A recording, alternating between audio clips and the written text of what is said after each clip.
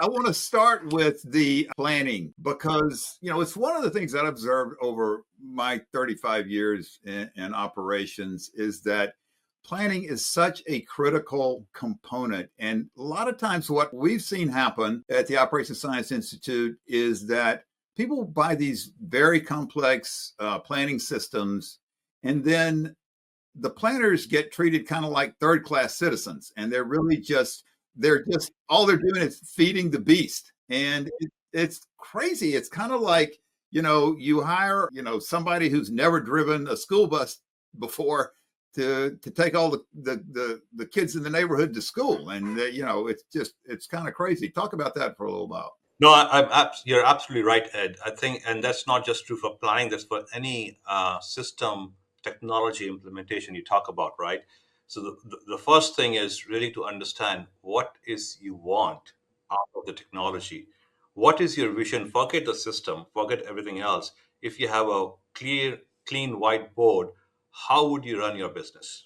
Assuming assuming you have every technology at your disposal. So now you define your process around what you want, and then you see how that fits and the value it brings to you.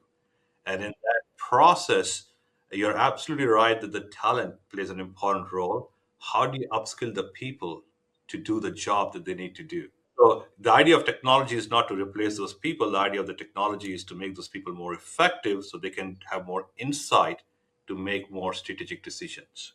Yeah, exactly. I mean, that's, you're singing my song, and one of the themes we hit on over and over again with Operation Science is, if people don't understand the behavior of the systems, then the technology is just going to help them do bad things faster. Absolutely. I mean, look at the MRPs, right? Same concept with the MRP. If the buyer is simply executing to the MRP recommendation, then I don't need a buyer. I can just automate that whole process. The reason I need a buyer is to check what MRP is doing. So you need to understand how MRP runs, or how the attributes work together to give you what you want, and then how fine tune that process. Yeah, exactly. And set the policies that you put into the system. Absolutely. And that's one reason why, for example, in the buying organization, I don't know, in 1990s, 2000, 2010 as well, the buyers used to be high school graduates. Now, for me, I need the buyers who are supply chain graduate, who understand system much better.